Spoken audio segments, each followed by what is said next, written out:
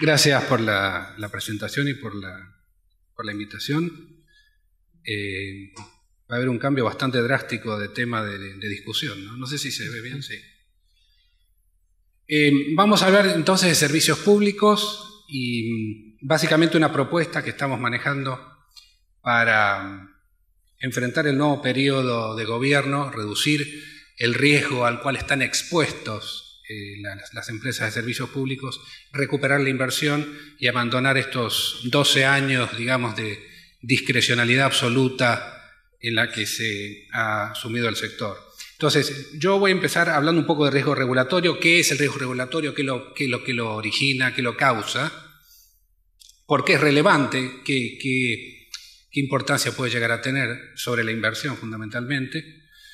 ¿Qué es lo que ha causado esto? ¿Qué implicancia ha tenido? Y luego discutir algunas propuestas que se vienen barajando para revertir la situación. ¿Cuáles son las distintas propuestas, digamos, de la profesión económica, de sectorialistas y de expertos del sector? ¿Cuáles propuestas yo pienso que funcionarían y cuáles no? Y ahí voy a presentar la propuesta que venimos trabajando, que es la terciarización de inversiones con separación vertical. Y voy a poner algunos ejemplos de servicios públicos que se prestan de esta forma, como por ejemplo, el caso yo diría más paradigmático es el del subte acá en Buenos Aires, donde hay una empresa que es dueña de la infraestructura y se concesiona la prestación del servicio a otra empresa que no tiene activos, que no tiene que invertir, por lo tanto no está expuesta a un riesgo regulatorio o de expropiación. Voy a dar algunos ejemplos y reflexiones finales. Empecemos a hablar de riesgo regulatorio, aquella se llama normalmente riesgo regulatorio. Normalmente todas las empresas de servicios públicos están expuestas a ciertos cambios de las reglas de juego. Hay progreso tecnológico. Ustedes saben que las telecomunicaciones de hoy no se regulan de la misma forma que se regulaban hace 20 años atrás. Hace 20 años atrás los teléfonos eran un monopolio natural. La única forma de comunicarse era a través de un teléfono fijo. Eso ha cambiado mucho. Entonces, en cierta medida todos los servicios públicos, todos los sectores están expuestos a cambios en las reglas de juego. Ahora, siempre y cuando estos cambios en las reglas de juego no surjan de un poder discrecional del gobierno que les afecte sustancialmente la ecuación económica financiera del concesionario que presta ese servicio. Acabo de dar un ejemplo de telecomunicaciones. En todo el mundo la regulación de telecomunicaciones está cambiando porque está cambiando la industria.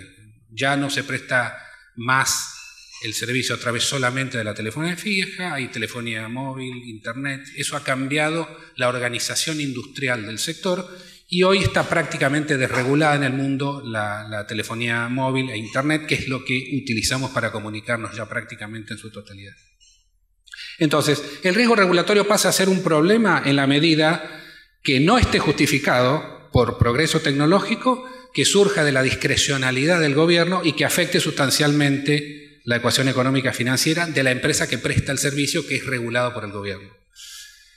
Ahora, el riesgo expropiatorio es un poco más, ya diría más extremo, y es el riesgo al que está sujeto una empresa que presta un servicio público y que está expuesto justamente al riesgo de una expropiación. Esta expropiación puede ser directa, o sea, directamente viene el gobierno y la estatiza, sin una compensación, como hemos visto en los últimos años en algunos casos, o puede ser indirecta, es decir, es un caso más sutil de expropiación a través del cual el gobierno le empieza a subir los impuestos. Por ejemplo, le pone un impuesto específico a una empresa que presta un servicio y le destruye el valor de mercado de su negocio, destruye el valor del patrimonio neto, del paquete accionario de la compañía.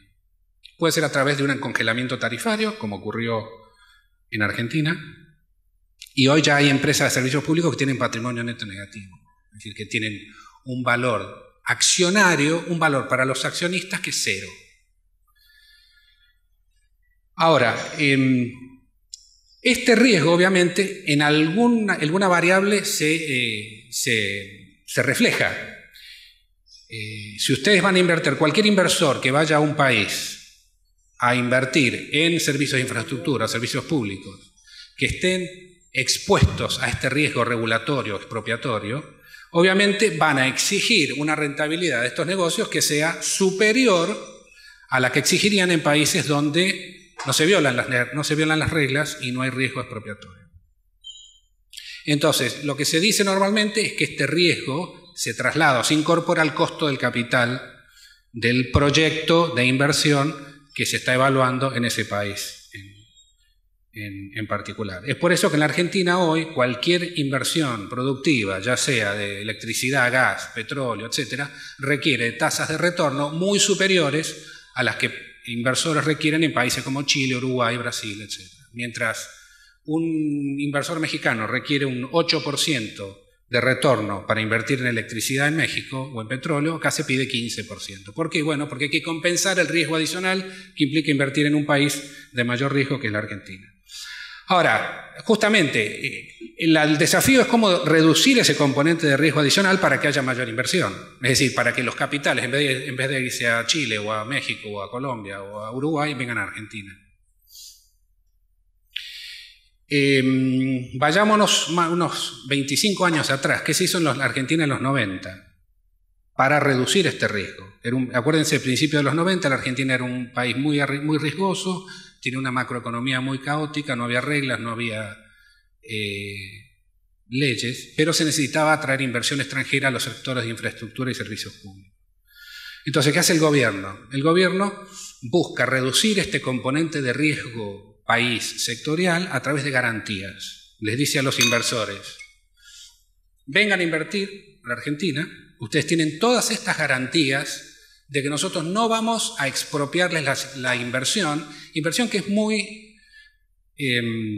particular en el caso de servicios públicos. Ustedes saben que no es lo mismo invertir en un gasoducto que en una flota de camiones. Digamos, si a mí me va mal en la flota de camiones, yo agarro los camiones y me los llevo a otro lado. Si invertí en un gasoducto no es lo mismo porque el gasoducto está enterrado en el piso. Entonces, no es lo mismo invertir en infraestructura, en activos hundidos, que en activos que tienen rueditas.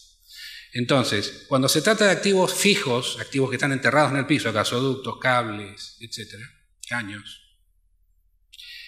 el inversor toma precauciones antes de hundir el capital.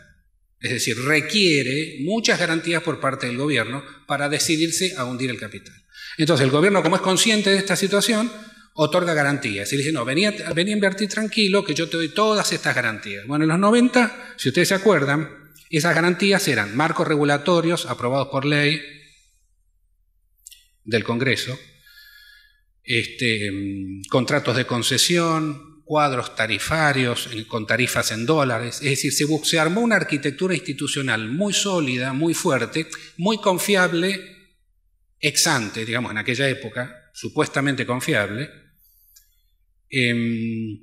justamente para atraer inversión y para que los inversores vinieran a invertir confiados de que el Estado no iba a expropiar su inversión. Si todo esto no era suficiente, el gobierno les dijo, miren, si ustedes, a pesar de todas estas garantías, marcos regulatorios, entes reguladores creados por ley, profesionalizados, tarifas en dólares, contratos de concesión, súper detallados, si aún así no me creen y desconfían de que les voy a expropiar, ya sea directa o indirectamente la inversión, bueno, pueden ir a un tribunal arbitral en Washington que se llama el CIADI, hacerme un juicio y si me ganan, yo les compenso el daño económico pagándoles. Bueno, eso funcionó. ¿En qué sentido funcionó? Funcionó en el sentido que los inversores le creyeron al gobierno. Y, digamos, ¿cómo sé yo que le creyeron? Bueno, porque el Estado recaudó muchísimo dinero en la concesión de esos servicios públicos y hubo una gran cantidad de inversión en electricidad, gas, aeropuertos, telecomunicaciones, etc. O sea, fue exitoso en el sentido de que aumentó la inversión y hubo un ingreso importante de capitales. Es decir, los inversores le creyeron al gobierno las garantías. Esas garantías justamente lo que hicieron fue reducir el costo del capital, es decir, reducir un poco de evaluación de proyectos, reducir la tasa de descuento que uno utiliza para evaluar un proyecto de inversión. Si ustedes utilizan una tasa de descuento más baja porque el proyecto tiene menos riesgo, bueno, el valor presente de ese proyecto aumenta. Entonces, eso fue lo que ocurrió. Al reducir el riesgo, aumentó el valor presente del proyecto. Los inversores pagaron más por las concesiones, porque obviamente el valor presente era mayor, El Estado se benefició porque recaudó más y los inversores se beneficiaron porque bajó el riesgo de la inversión. Bueno, hasta ahí todo bien. ¿Qué pasó en el 2002? En el 2002, bueno, vino un gobierno que violó todas las reglas. Se violan los marcos regulatorios, los contratos de concesión, se especifican las tarifas y se congelan las tarifas, obviamente erosionando los ingresos de las compañías. Se reemplazan las reglas por la discrecionalidad. Ustedes saben que este sector es un sector que es muy sensible a la estabilidad en las reglas de juego. Nadie invierte en un activo que se recupera en 20 años si piensa que cada 5 años se cambian las reglas. O sea, si cada 5 años, en un país donde cada 5 años se cambian las reglas, no hay inversión a largo plazo. Entonces, un insumo esencial en este sector es la previsibilidad y la certidumbre. Entonces, ¿qué es lo que ocurre acá? Volviendo un poco a los 90, el objetivo de toda esta arquitectura institucional que montó el gobierno era justamente sacarle el riesgo regulatorio del costo del capital, bajar el costo del capital, reducir el riesgo, bajar el costo del capital y absorber por parte del gobierno ese riesgo regulatorio, otorgándole garantías a los inversores. Ahora, ¿qué pasa cuando desaparecen esas garantías? Al desaparecer esas garantías y haber una situación de ausencia total de reglas, ese riesgo vuelve a incorporarse al costo del capital. Entonces, algo que se evaluaba al 6, 7, 8%, ahora se evalúa al 12, 13%. ¿Por qué? Bueno, porque al no existir más garantías, aumenta el riesgo. Sube la tasa de descuento que ustedes utilizan para evaluar el proyecto y el valor presente del proyecto baja, se hace cero o incluso negativo. Desaparece la inversión. Bueno, esa es la situación en la que estamos hoy. Es decir, cualquier proyecto que hace 15 años para ser viable se descontaba una tasa del 9, 10, 11, 12%, hoy cualquier inversor pide no menos del 15%. Yo he visto valuaciones entre el 15 y el 20% anual en dólares. Bueno, ¿y qué? Me podrán decir ustedes, ¿qué problema hay? O sea, bueno, magnífico. Si ahora se requiere 15, bueno, dale 15 para que lo haga. Dale una rentabilidad del 15. Si su costo del capital es 15, bueno, dale una rentabilidad del 15 que compense ese riesgo adicional, entonces el señor va a venir y va a invertir. Cosa que es un poco lo que está haciendo el gobierno con el gobierno nacional, con los acuerdos que he firmado con algunas petroleras para Vaca Muerta, Chevron, etc.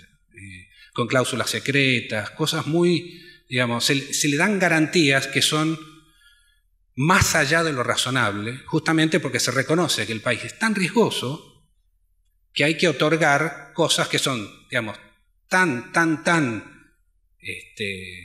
extremas que no se pueden mostrar, no se pueden ni decir.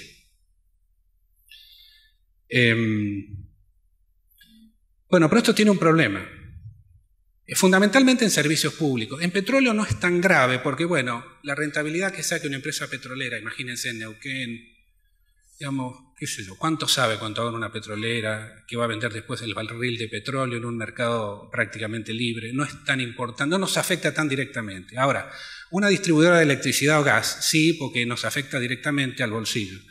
Entonces, yo podría decir, bueno, magnífico, si el costo del capital es hoy 15%, le doy 15% para que invierta. Ese es el razonamiento que proponen muchos colegas. Es decir, replicar el modelo de los 90. Es decir, bueno, si en los 90 había que darles 11, hoy como hay más riesgo hay que darles 15, bueno, démosle 15. Bueno, ese razonamiento tiene dos problemas. Primero, que ya lo torna insalvable, que es que al aumentar la rentabilidad que están dispuestas la rentabilidad mínima que están dispuestas a requerir los inversores para invertir en Argentina, implica que las tarifas en dólares serían más altas que en los 90, lo cual es, digamos, socialmente inaceptable. Pero supongamos que ese escollo se salvara y por no sé qué extraña razón la gente aceptara tarifas en dólares más altas que en los 90, porque la rentabilidad exigida por las compañías es más alta. El problema es que tampoco funcionaría. ¿Por qué? Bueno, porque si yo estoy permitiéndole a una compañía que cobre una rentabilidad que la cubre del riesgo de que eventualmente haya una nueva violación contractual por parte del gobierno, bueno, ex post al gobierno le conviene violar el contrato. Es decir, si la compañía estaba en cierta forma siendo asegurada por una violación contractual, tarde o temprano el gobierno va a terminar violando el contrato, porque la compañía ex post no tiene derecho al pataleo, no tiene nada que reclamar, porque ya estaba siendo remunerada por ese riesgo adicional que implica invertir en la Argentina. Entonces, es una especie de profecía autocumplida. Eso termina tarde o temprano en una nueva violación contractual. Como la compañía sabe que le van a violar el contrato, no invierte. Entonces terminamos como una especie de peor escenario, o el peor de los mundos, en el cual hay altas tarifas, alta rentabilidad, alto riesgo, no hay inversión. Entonces, el punto central acá que yo quiero tratar de transmitirles a ustedes con mucha vehemencia y fortaleza es que las garantías aumentan el riesgo regulatorio. Mientras más garantías le dé yo al inversor a través de mayor rentabilidad, mayores tarifas, menos políticamente sostenible es eso y aumenta más la probabilidad de que en un futuro se vuelvan a violar los contratos y las reglas. Imagínense con el caso del petróleo, cuando haya un cambio de gobierno, haya una renovación del Congreso, y se conozcan las cláusulas secretas que se firmaron con Chevron, es muy probable que muchos legisladores de provincias petroleras decidan presentar un proyecto de ley que modifique la ley de hidrocarburos, porque les va a parecer obsceno todas las concesiones que se le hicieron a las empresas petroleras. Entonces, eso es lo que hay que tratar de evitar. Si nosotros queremos retomar la inversión de largo plazo, hay que evitar esta famosa calecita que chocamos cada 5 años en Argentina, que implica violar los contratos reiteradamente. Entonces, terminamos, como dije, en el peor de los escenarios, tarifas altas, sin inversión, con una nueva violación contractual. Esto no se puede hacer. Es decir, el modelo de los 90 es irreplicable. No se puede volver a aplicar porque genera nuevas violaciones contractuales. Entonces, ¿cuál sería el objetivo? Bueno, lograr bajar ese riesgo regulatorio, pero no a través del otorgamiento de garantías, porque no es creíble. Reducir el riesgo de violación contractual, pero sin garantías, sin otorgarle mayor rentabilidad al inversor que compense ese mayor riesgo. Bueno, ¿esto se puede hacer? Sí, hay formas de hacerlo, en esto estamos trabajando. Entonces, los factores que aumentan el riesgo de violación contractual, ¿cuáles son? La rentabilidad que se le da a la compañía. Mientras más rentabilidad se le asegura a la compañía, más aumenta la probabilidad de que en el futuro otro gobierno viole el contrato, por una cuestión política, obviamente. Aumenta el riesgo, la exposición al riesgo regulatorio y de una nueva violación contractual, la obligación que tenga la compañía en invertir en activos hundidos, ¿sí? Mientras mayores obligaciones tenga la compañía de expandir redes de gasoductos o redes eléctricas, por ejemplo, más expuesta al riesgo está esa compañía. ¿Por qué? Bueno, porque tiene activos fijos en su balance que tiene que amortizar, que tiene que recuperar en 10, 15, 20 años. Entonces, obviamente, aumenta la probabilidad de que de acá a 4 o 5 años venga un gobierno, le baje la tarifa y esa compañía no pueda recuperar esos activos de largo plazo. Bueno, entonces esto es lo que hay que evitar. Evitar rentabilidades excesivas, evitar que las compañías tengan la obligación de invertir en activos hundidos y los aumentos tarifarios que se les den a las compañías en el próximo gobierno tienen que ser lo más bajo posible, de forma tal de que sean políticamente sostenibles, pero al mismo tiempo le permitan a la compañía operar. Entonces, ¿cuál es la idea? La idea es ir a un esquema en el cual las empresas privadas de servicios públicos se transformen en operadoras de red, es decir, presten los servicios, pero montadas sobre redes que sean propiedad de un tercero, que puede ser el gobierno o un fondo fiduciario, etc. Esas compañías, al desprenderse de todos sus activos fijos, piensen ustedes en el esquema del subte, que es más o menos eso lo que tenemos pensado para todo el resto de los servicios públicos. Es decir, la compañía que está montada sobre la red es una compañía privada que presta el servicio, hace operación y mantenimiento de red, pero no invierte y no tiene activos fijos en su balance, no los tiene que recuperar. Ergo es una empresa que puede estar 5 años, si no anda bien se llama otra, si no anda bien esta se llama otra, puede haber competencia. No es necesario estar 35 años porque no va a tener activos para recuperar. Puede estar 5 años. Puede ser un esquema bastante competitivo. Entonces, no está obligada a hacer inversiones. Las inversiones futuras las puede hacer un tercero, los beneficiarios, o puede ser directamente el Estado a través de mecanismos como fideicomisos, etc. Todo esto obviamente en un marco voluntario. Nadie piensa que haya que obligar a las compañías a cambiar de régimen. Esto es todo voluntario. Entonces la idea es un poco el mecanismo que aparece ahí en la pantalla. Entonces tenemos una empresa que le llamamos genéricamente OPCO, que es la que presta el servicio. Imagínense una transportadora de gas que hoy tiene, doy un nombre, TGN. TGN tiene en su balance 7.000 kilómetros de gasoductos que tiene que recuperar a través de la tarifa y que hasta ahora nunca recuperó porque le congelaron la tarifa y si todo sigue así no los va a recuperar nunca. Entonces, ¿cuál sería la idea? Bueno, que TGN siga prestando el mismo servicio, sea un operador que preste transporte de gas, pero montado sobre un gasoducto que no sea de su propiedad, sino que sea propiedad, por ejemplo, de una empresa del Estado o de un fideicomiso. ¿Cómo funcionaría esto? Yo no le puedo quitar el gasoducto a TGN, no se lo puedo expropiar. Entonces, bueno, le puedo dar un bono. Cuando se evalúa ese gasoducto, le doy un bono por el valor de mercado de ese gasoducto. TGN saca de su activo el gasoducto, que le genera riesgo, que no le genera ningún beneficio a TGN tener un gasoducto en su... Le genera riesgo, mayor costo al capital e imposibilidad de acceder a los mercados de crédito porque nadie le presta plata. Porque es tan arriesgado tener 7.000 kilómetros de gasoductos, imagínense, que se amortizan en 30 años, que nadie le quiere prestar plata a una empresa que tiene tan alta exposición al riesgo regulatorio, que cualquier burócrata en el futuro le puede expropiar la inversión. Entonces nadie le presta plata para financiar eso. Entonces, bueno, supongamos que el Estado le compra el gasoducto a TGN, le da un bono a 20 años que rinde el 4% anual en dólares. Entonces TGN saca de su activo el gasoducto, pone el bono, entonces inmediatamente tiene una mejora en el balance, desaparece el riesgo regulatorio porque se desprende de esos activos.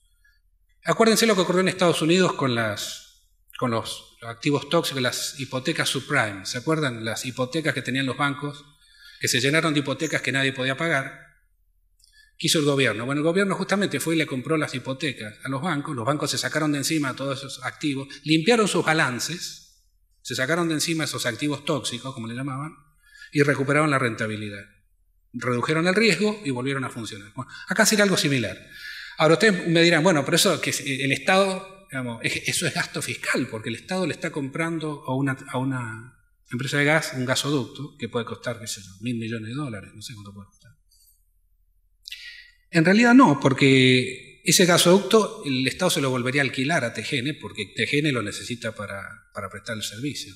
Entonces, si ese alquiler es similar al interés que le paga el Estado en el bono, el Estado no pierde plata, hasta puede hacer un negocio inmobiliario.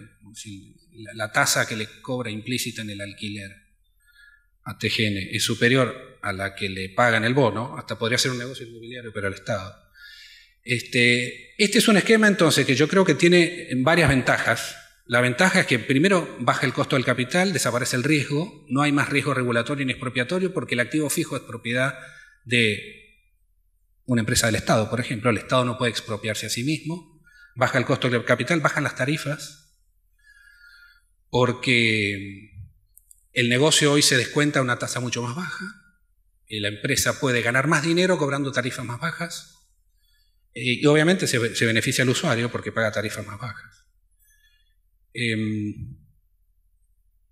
Bueno, acá un poco ya lo dije, reduce la exposición al riesgo del concesionario y su costo del capital baja, reduce el incremento tarifario necesario al no remunerar inversiones en expansiones las pagan los beneficiarios. En el futuro, toda inversión en expansión que haya que hacer en una red de gasoductos o distribución de gas, las pueden hacer directamente los beneficiarios, la puede hacer el gobierno, lo puede hacer un tercero, como se ha hecho en el pasado. Pero lo importante es que la empresa que presta el servicio de distribución de transporte no está obligada a invertir en activos fijos. Si lo quiere hacer, lo puede hacer. Digamos, si quiere correr el riesgo de que de acá a 20 años pase algo, no tengo ningún problema que lo haga. Pero el Estado le da la opción de desprenderse de esos activos fijos que son los que le aumentan el riesgo innecesariamente. Inversiones no se activan en, bueno, digamos, la idea es justamente sacar del balance de las operadoras todos los activos fijos justamente para reducir su exposición al riesgo. Las expansiones, la de 100 usuarios, cooperativas, municipalidades, provincias o la propia operadora, pero no la paga ni la incorpora a su activo. La operadora hace solamente inversiones de mantenimiento, de calidad, que van a la tarifa, por las cuales cobra una tarifa que paga el usuario. Este mecanismo ya existe en la Argentina y existe hace mucho tiempo, no estoy proponiendo nada nuevo, lo único que estoy proponiendo es expandirlo a otros sectores que hoy no existen. En la misma ley eléctrica y la del gas, si ustedes se fijan, la empresa concesionaria de alta tensión Transener, que opera la red de alta tensión de electricidad de 500 kilovoltios, no cobra una tarifa para recuperar, por la expansión de las líneas de alta tensión. Al contrario, cobra por el mantenimiento de la red, que es un poco la propuesta. Los que proponen las expansiones son terceros. En la provincia de Buenos Aires ocurre lo mismo con la empresa Transva, que es la que hace transmisión por distribución troncal. Las distribuidoras de gas en la actualidad no tienen obligación de hacer redes. Las redes las pueden hacer las provincias, municipalidades, cooperativas, etc. Esa es un poco la idea. Otro ejemplo, bueno, ya di el ejemplo del subterráneo, que me parece un excelente ejemplo. O sea, toda la propiedad del activo fijo, las estaciones, las vías, las locomotoras, los vagones, absolutamente todo el activo fijo es propiedad de SBASE, que es una empresa de la ciudad. ¿Cómo se financian no conozco el detalle del caso del subte, pero sé lo suficiente para imaginarme que es un ejemplo a seguir. Las inversiones se financian con un fideicomiso que está alimentado por el ABL, que es el impuesto inmobiliario. ¿Y por qué? ¿Cuál es la lógica de eso? Bueno, porque toda expansión del subte beneficia a un barrio y hace subir el valor de mercado de las propiedades. Entonces todos los habitantes del barrio que reciben una nueva estación del subte se benefician no solamente porque pueden usar el subte, sino porque sus propiedades aumentan de valor. Lo mismo ocurre con el gas natural, con las cloacas, con el agua. Entonces, es lógico que a través del impuesto inmobiliario, el dueño de ese inmueble, que se beneficia con la obra de expansión, pague parte de esa inversión a través del impuesto del ABL, por ejemplo, en este caso. Entonces, ese fondo fiduciario se alimenta del ABL y eso se utiliza para hacer inversiones. Entonces, la misma idea es llevar a todos los servicios públicos. Bueno, en las municipalidades del interior, las expansiones de las redes de agua potable y de cloacas se hacen así, fondos fiduciarios, que se alimentan justamente de contribución por mejoras, es decir, aumento de la base imponible por aumento del valor de mercado de la propiedad, etc. La idea es ir a un esquema similar para todos los servicios públicos. ¿A qué se puede aplicar? Sí, distribución y transporte de gas también. Obviamente hoy las inversiones en expansión de las redes de gas no son tan atractivas porque el gas va a aumentar de precio en Argentina, porque estamos importando mucho gas muy caro, va a aumentar de precio, y el GLP, que es el sustituto más cercano, ha bajado de precio, porque su precio está vinculado al petróleo. El petróleo bajó, entonces el valor de la garrafa, por ejemplo, que es el sustituto más cercano, es mucho más barato, con lo cual tal vez no sea tan rentable pensar en hacer más gasoductos, sino pensar en otro esquema.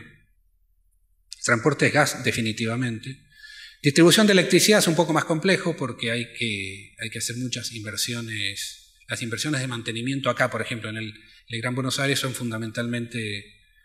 son casi todas las inversiones que hay que hacer porque no hay expansión de la red. Hoy acá hay cobertura casi del 100%, con lo cual todas las inversiones que hay que hacer son básicamente mantenimiento.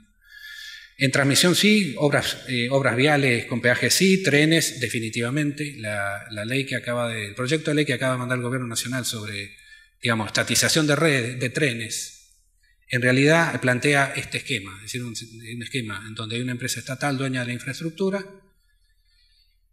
y el servicio, la operación de trenes de carga y de pasajeros la pueden prestar empresas privadas con un acceso abierto a la red nacional de ferrocarriles. Está un poco en esa línea. Hay infinidad de ejemplos internacionales en en el mundo desarrollado, en Inglaterra, en Francia, los trenes, agua y cloacas funcionan así. Bueno, para ir terminando y redondeando un poco la idea, van a escuchar ustedes a muchos colegas míos hablar de que las tarifas de los servicios públicos tienen que reflejar el costo económico de la prestación. Bueno, ahí, si ustedes escuchan a alguien decir eso, pregúntenle a qué se refiere usted con el costo económico. ¿Qué costo del capital le mete en el cálculo de esa supuesta tarifa que refleja?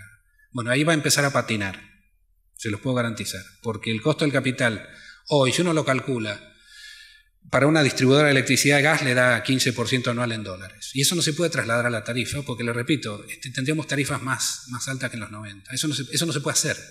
No se puede hacer, no solo porque socialmente es inviable, sino porque, como dije recién, es una invitación a una nueva violación contractual. Digamos, si el gobierno expropió a una empresa que ganaba el 11%, con más razón va a expropiar a una que gana el 15%.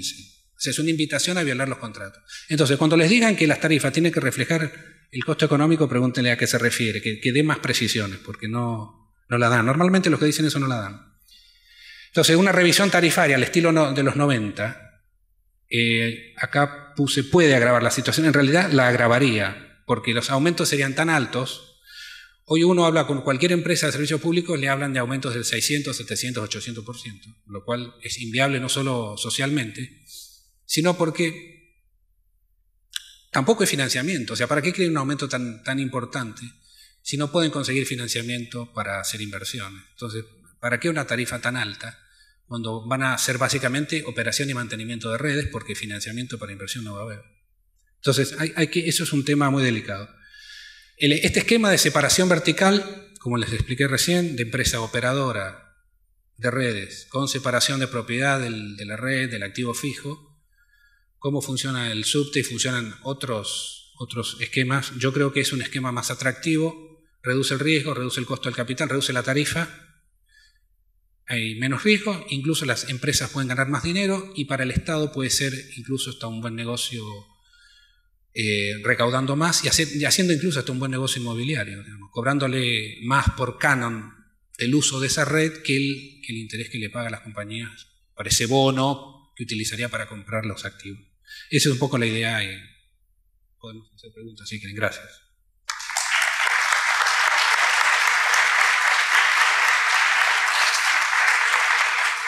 Un comentario mientras. Hoy hablábamos en el break que en ese caso que vos planteás, la empresa ya no desgravaría por depreciaciones, pero desgravaría por canon. Exacto. ¿Sí? Y por otro lado yo estaba pensando mientras te escuchaba que en esa depreciación que hoy tendría que hacer de los bienes de capital si los tiene como propios,